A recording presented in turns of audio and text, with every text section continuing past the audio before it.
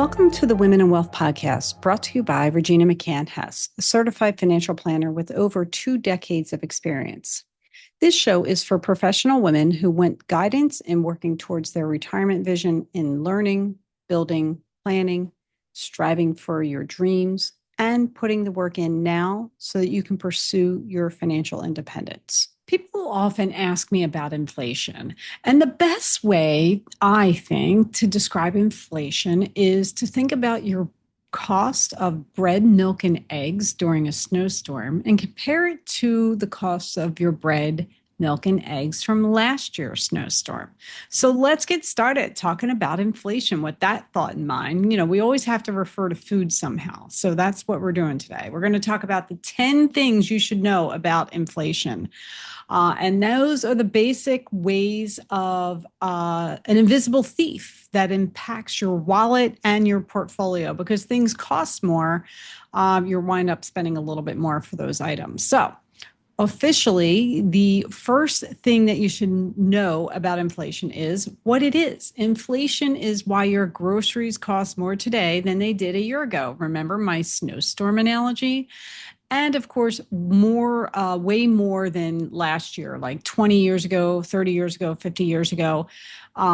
In technical terms, it's the rise in the cost of goods and services that ultimately erode your long-term purchasing power. And you may also hear it referenced in terms of the CPI or the Consumer Price Index. And if you live with somebody who remembers, they walked uphill both ways to school, they're going to tell you, I know my husband does this all the time, back when I was younger, when we went out, it was $3.25 for 2 breakfasts at the diner. And then I remind them that it was 60 years ago. So that's the idea of inflation. So essentially right now, like another idea of that would be, you used to be able to get a $10 haircut, but now that $10 haircut is $15. It's still the same haircut. It just costs more. The second thing you need to know about inflation is why does it make headlines? U.S. inflation has been a years-long fight since COVID-19 pandemic. The stimulus money helped keep consumer demand high, but the supply chains couldn't keep up. Remember when we couldn't get our stuff? Like it was stuck on a ship somewhere, and then the ship ports were on, strike. We couldn't get our stuff, right? So that's kind of what it's referring to. However, even most supply and demand chains or imbalances have been corrected. The widespread inflation has continued to be a little bit sticky. I think before COVID, when I used to talk to people about inflation, because, when we're talking about preparing for retirement, you can be in retirement for 20 or 30 years. So that's really where inflation is going to get you. People would kind of roll their eyes and be like, yeah, inflation's not real or it's not that big of a deal. But guess what? Now, after COVID, people get inflation because it's been in your face with some of the cost of, going to the grocery store anymore is insanely expensive. So that's what you're seeing. You're seeing more headlines. People are paying a little bit more attention because things cost more. And it's impacting our lives a little bit more than it did pre-COVID. Okay. The third thing you need to know about inflation. How does inflation impact our daily lives? Swiftly rising prices diminish your purchasing power. Your income may not cover as much as it used to. Higher price tags can be particularly challenging for those on a fixed income because they may have to dig deeper or more quickly into their nest egg than they planned. So think about somebody who's retired. Maybe your parents are retired, your friends are retired. They're on Social Security. If they're lucky, they have a pension. Pension generally, for the most part, don't change. They're pretty consistent year to year, but things are going up. So they need more dollars to buy the same things they bought last year and the year before. They need more money. Now, Social Security does, not every single year, but they generally will have cost of living increases periodically. So that does help part of it. But, especially if you're retired, that impact is going to have a big deal of cut into your spending power. Okay. Item number four, who manages inflation? That's a great question, right? One of the main goals of the Federal Reserve, what we call the Fed, their monetary policy is to keep inflation around 2% over the long term. That doesn't mean you're going to get 2% every year, but the 2% target is meant to keep inflation gradual and more predictable to keep the impact of it like minimized. Now, over the last 25 years, the average inflation rate was 2.7%. However, in recent years during COVID, we had some major spikes. So, that's where they get the averages. They get those high spikes and they get those low lows, and that's how you come out to that average. So, you're going to have those spikes and those lulls as you go forward, and it's just going to keep happening over and over again. Okay, item number five. What stops inflation? Well, supply and demand can balance out some of their own and stabilize prices, but when inflation is widespread and climbing too rapidly, the Fed can step in and raise interest rates. Now, in 2022 and 2023, for example, the Fed hiked rates sharply to help fight inflation. And as inflation moderated, the focus shifted to how long rates could stay elevated and when the policy might become less restrictive. Item number six. How do interest rates impact inflation? Well, higher rates help reduce demand because it costs more to borrow money, right? So by making borrowing costs higher, both businesses and individuals, or also known as consumers, may rethink about taking out a loan, or they might put off major purchases until the rates come back down. Now, cutting rates works the opposite way by helping to encourage borrowing. Think about it right now. The mortgage rates several years ago were very low. So now people don't want to move because the interest rates now are higher and they would have to pay a lot more for their monthly payment as a result. So, you'll have a lot of people who will probably stay in their homes for a good extra many years just because that rate is so low. So it's the same thing. Like if you want to go do your, redo your kitchen or your bathroom and you need to take a loan to do that, and the rates are really high, you may just kind of put that off a year or so to see if the rates are going to come down and you can borrow that money at a little lower rate. So that's kind of like curbing, how you act or react to the interest rates. So that's how they kind of work with the interest rates and, curbing that demand by purchasing power and how much it costs you to do that. Okay, item number seven. Once inflation normalizes, do prices also decline? Well, some items may return to their pre-inflation prices, though often at a slower pace than inflation. But unfortunately, since prices tend to trend up over time, some may never return to their previous lows. Now, that's part of the Fed's 2% inflation goal. Graduation or gradual, not graduation, gradual inflation shows the economy is growing, but usually at a pace that's manageable. They don't want inflation to get out of control because that creates different problems.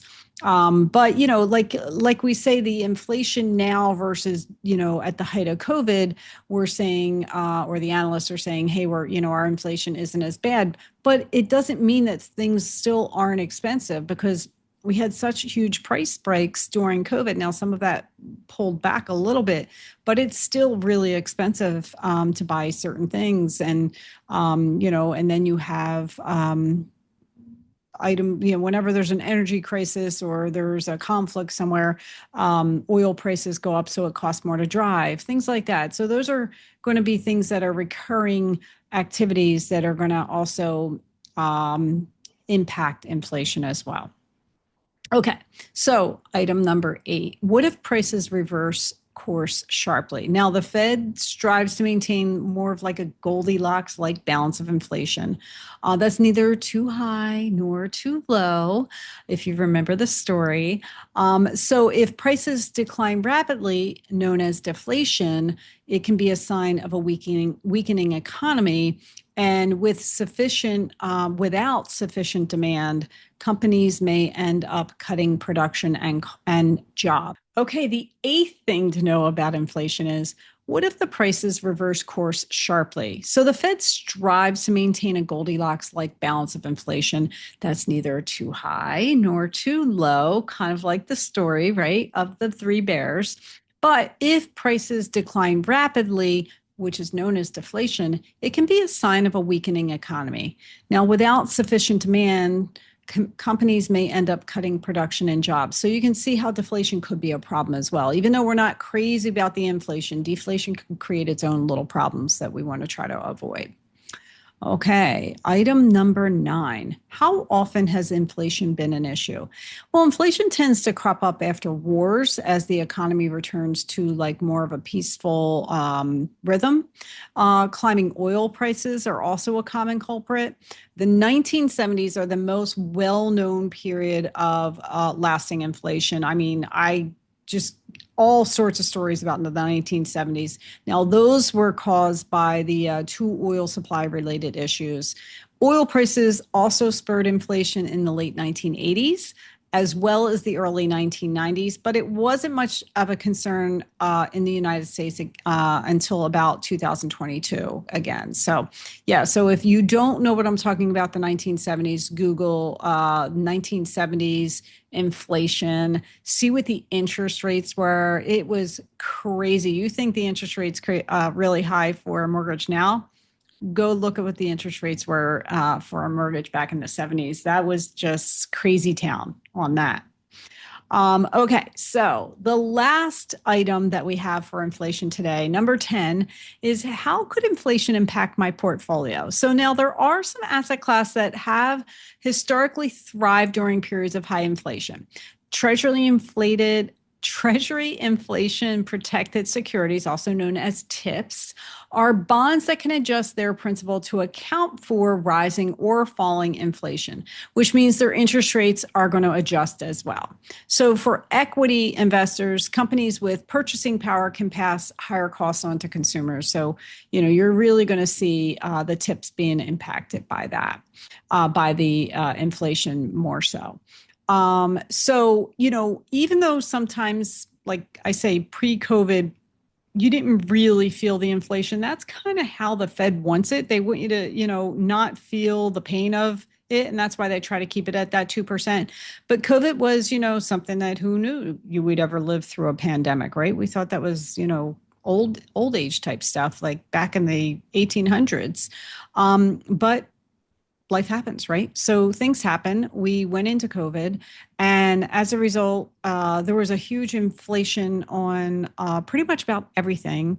Then there was a demand supply issue, all that whole craziness. And we're still, like I said, I think we're personally still feeling some effects of some of the high costs that came out of that. And like some of the tips here said, even though the spike of inflation is over, the inflationary prices don't always reset to their pre-inflation numbers. And I know there are certain things that I buy repeatedly, like the bread, milk, and eggs for the snowstorm. Every time you're like, wow, that was, that's a lot more than it was last year. Now, I know some of the milk things are regulated and stuff like that, but, when you go to the supermarket a couple of days before the snowstorm and everything is wiped out, including hot chocolate too. That was wiped out recently. But those are things that you buy repeatedly and you kind of keep in your mind like, oh, well, this is about how much it costs. Look at things like that. And it may have caused you or your family to look at different brands or buying store brands instead of the main brand that you used to buy. You may now buy a store brand because it helps keep you on your budget. And that's the thing, keeping you on your budget with inflation. And that's why you have to think about long term, and how you're going to combat inflation, not just over your working lifetime, but very, very important to think about how it's going to impact your retirement lifestyle. So I would say your action item today, if you haven't thought about inflation with your portfolio or with your financial planning for the long term, talk to your advisor about that. Ask them, how is inflation going to impact my retirement lifestyle? Do I have to worry about that? Or have you calculated that into the plan? Most advisors have. That's what we do. We talk about inflation. We think about inflation because you're usually kind of doing your own thing. You're doing the day-to-day stuff, saving your money, working hard, and we worry about the other stuff. And we just mention it to you in passing, like, hey, if your expenses this year are $100,000, we're going to assume it's $103,000 next year because we're going to, assume a little bit, tiny bit higher inflation rate than what the Fed is estimating. But you kind of have to think about those things for the long term to help you overcome inflation. Okay, with that is enough. Again, I am Regina McCann Hess, president of Forge Wealth Management. My website is forgewealth.com. You can follow me on Facebook, Instagram, and YouTube at Forge Wealth, and LinkedIn, Regina McCann Hess. Go make it a great day. Thank you for joining me for this episode of the Women in Wealth podcast. You can watch the founder's video I created for you to learn more about me and how I can guide you towards your financial independence at www.forgewealth.com. The information in this podcast is educational and general in nature and does not take into consideration the listener's personal circumstances. Therefore, it is not intended to be a substitute for specific, individualized financial, legal, or tax advice. To determine which strategies or investments may be suitable for you, consult the appropriate qualified professional prior to making a final decision. Securities are offered through LPL Financial, member FINRA, and SIPC. Investment advice offered through Private Advisor Group, a registered investment advisor. Private Advisor Group and Forge Wealth Management are separate entities from the LPL Financial. Our show guests and their companies are not affiliated with nor endorsed by LPL Financial, Private Advisor Group, or Forge Wealth Management.